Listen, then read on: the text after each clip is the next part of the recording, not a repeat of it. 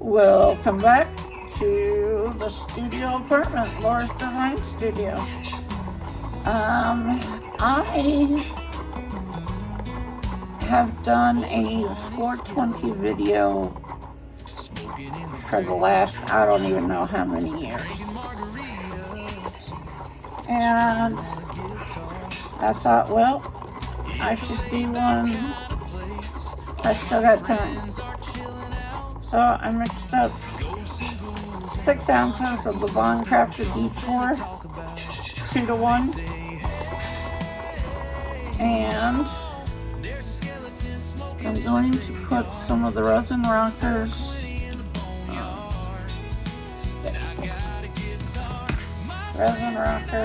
here, sparkle white.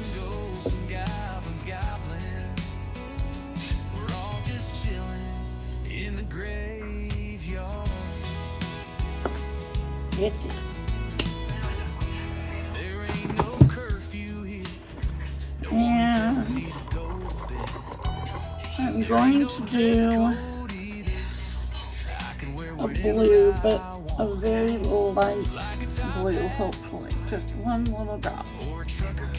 That's all I'm doing.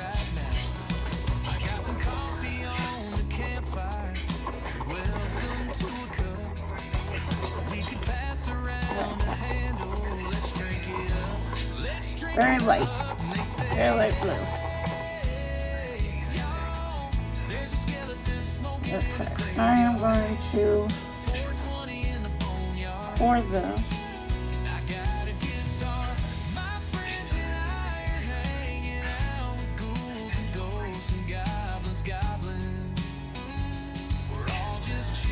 This pour mold is stained. I have blue stain. I have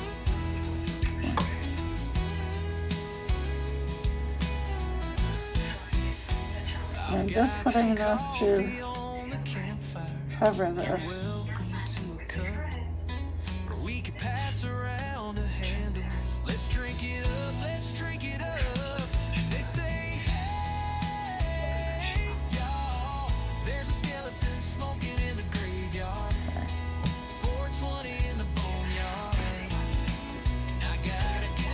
Now, this is the image I created. And I tore it because if you do paper crafting, you never leave like edges, you don't leave square things, okay? So I'm still in that. But we're just gonna put this face down in here.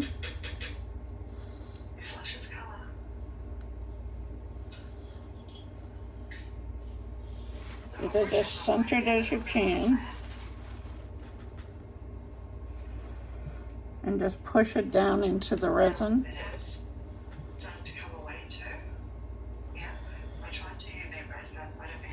Now I did not seal this. I don't usually seal my stuff and I've never had a problem. So I'm not sealing it. I'm just I want the resin to come up over the top. If it's going to do that.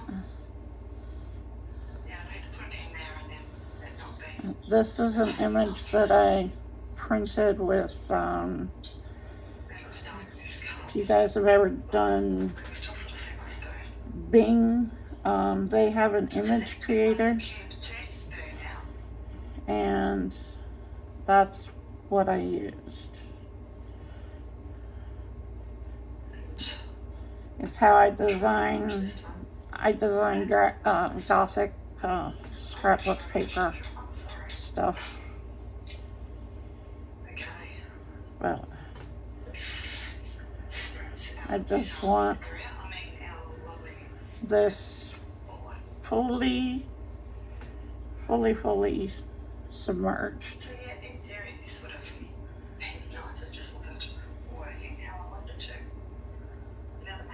Now this right here, it's dry all of a sudden. This mold has a problem in this corner and I don't know. I guess I need to get a new mold. Because this corner is a problem and I don't know why. but I never seen, see now this corner.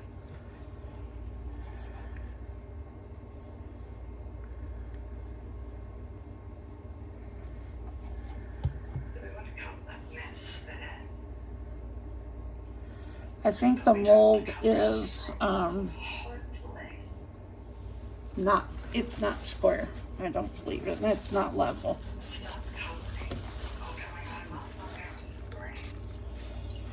But before I do anything more, I am gonna switch it over to the heat mat, and I'm gonna need sticks. And then I'm gonna top it off with that resin, which won't fill it totally. Okay, I'm taking sticks with me because that's almost dry again. So I gotta get it over here and level.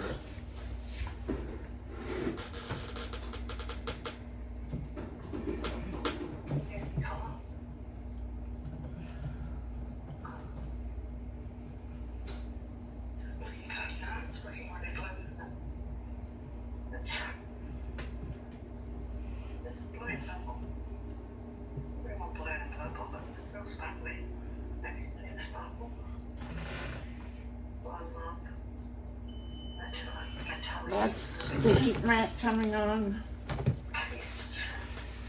I still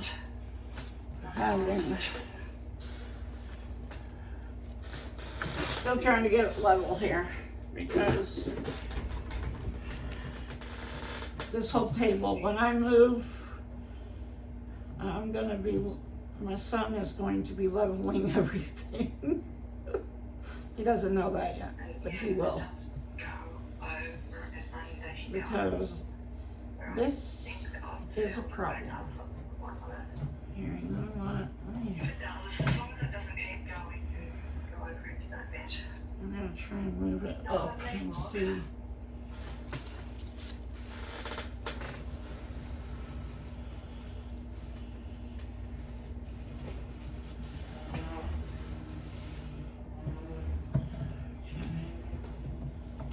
Let's see. I'm going to pick up the back of this.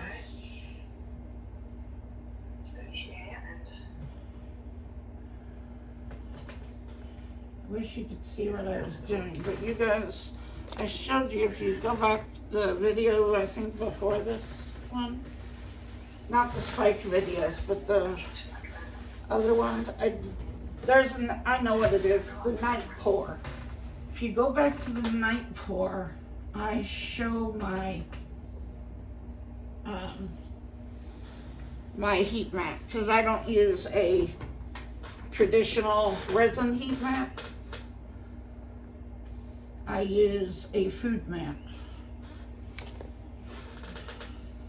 because frankly, I think they're better. I tried one, this one, I've had the same one since I first tried it. But I tried this one. I got a resin heat mat, the temperatures that it's normally at, because normally it just has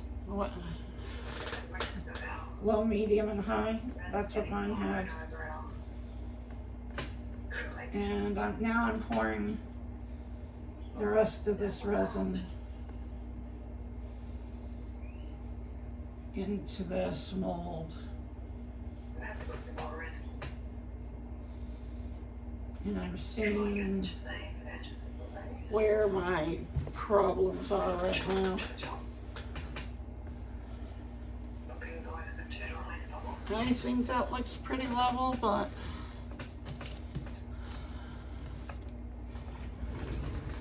I have a level from Little Windows. There it is. I was gonna say, more like it's in Austin too. Let me see. I'm putting it on the edge of the mold just to see where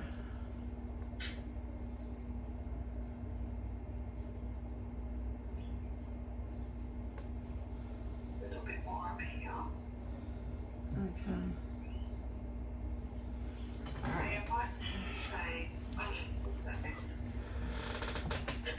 Sorry guys, I know I'm doing a lot over here, but and now I've got a hair in it. Because I found over the years, the need to do it, and nobody expects you to do it straight away, but if you get into the habit of it, you clean up your little drips and stuff. Just trying to make sure this mold is halfway level and I don't have dry spots. When there's nothing hindering the mold, but sometimes you might not be fully cured. As in, I want to make sure that picture is submerged in there. and yeah, if there's any tried resin on your mold, it can come off, Okay. you can get stuck. Yeah. On a tacky, uncured project, and yeah, that's true. You don't have to trim. I think Just your piece can look nice and all finished off.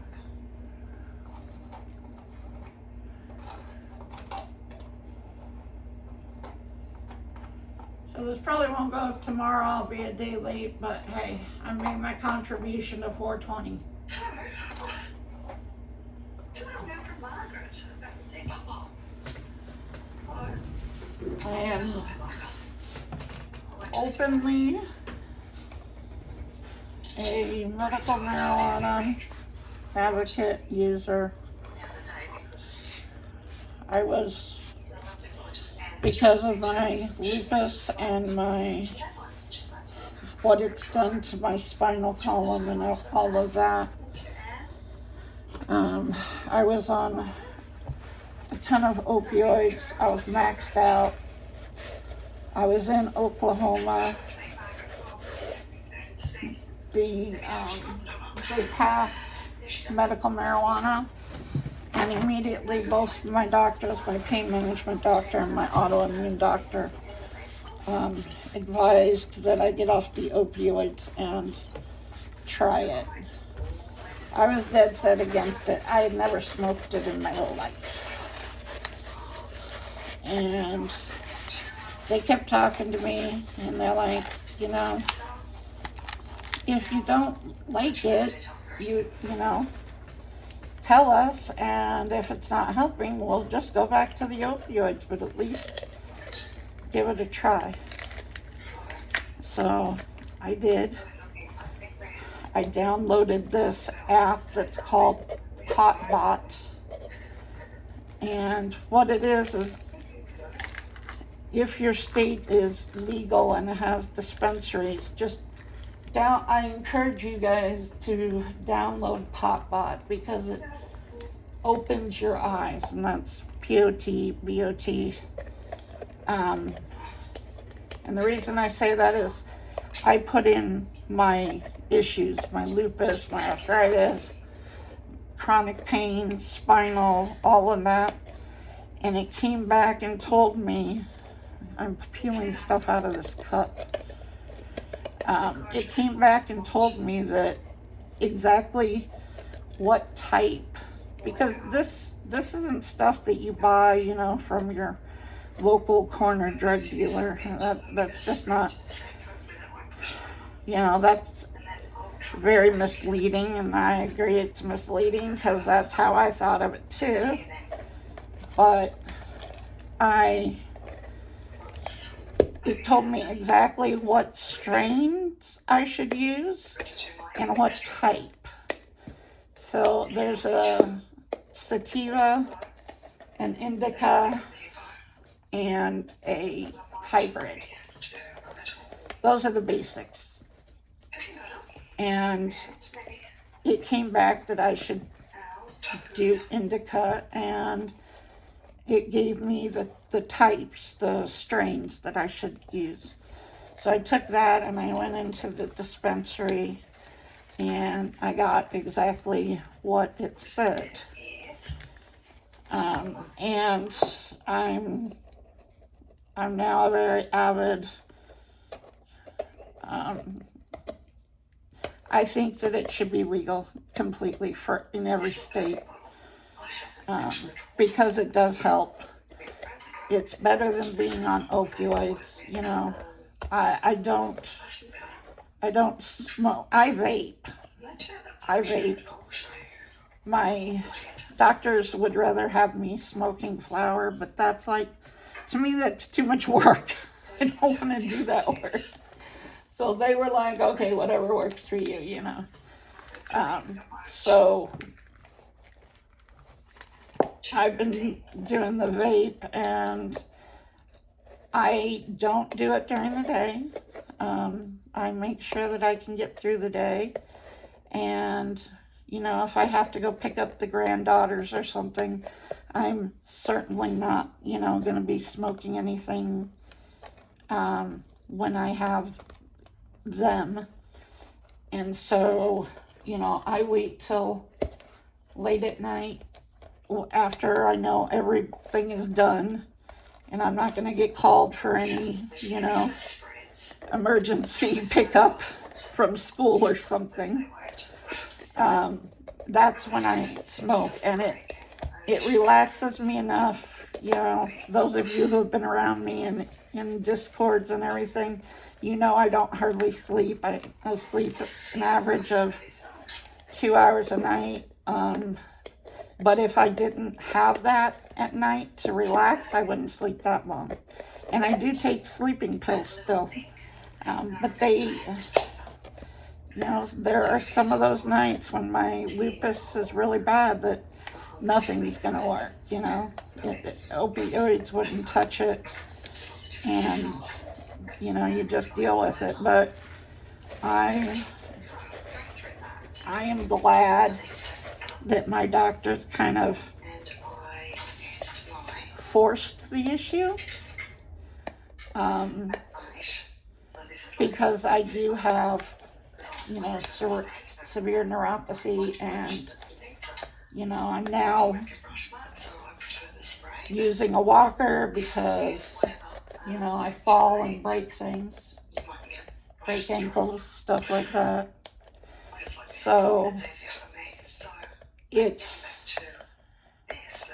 a way that I can cope, and, you know, I think everybody should have that choice, because it does affect you much differently, and it is, if it's used in the right way for the right things, you know, it needs to be legal. And, you know, and I'm not saying make it fully legal and everybody, you know, but at least medical. Frankly, I think there are better things to worry about than marijuana. It's not. I think the police have better things to do. You know, plus, I mean, look at Colorado. I mean, they are the ones who made it completely legal. Their state is in the black. They, you know, they don't need the extra funding anymore or anything. Because why? Because they're taxing it at the dispensaries. And yeah, that's, you know, I think that that's a good way to do it.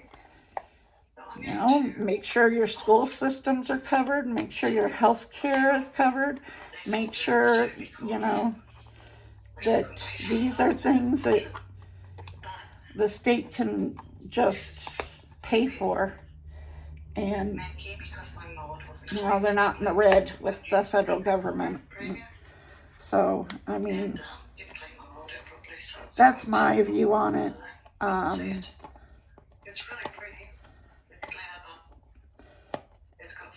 And my family doesn't understand it. My mother, you know, she's like, that's why you divorced your Lawrence. And I said, no, that's not why I divorced Lawrence. You know, but now you're using blah, blah, blah. And I'm like, spend a day in my body and tell me, you know, tell me then. Been painting the bird cage today, the aviary. I do everything here, so Okay, guys, I'm going to keep peeling this out of this cup. This was, the bottom of this cup, it was Eco Pour, and I don't know. It wasn't coming out until just now, so I'm going to take advantage and peel, and I'm going to watch this tray over here for bubbles and dry spots. So I'll talk to you when we demold. Welcome back. We're going to see if this 420, I'm getting new tray mold because something is not right with this. Every time it's the same spot. It's like this part of this mold repels all of the resin on the one corner only. But so I had to go back, fill that corner. But here is my 420 project.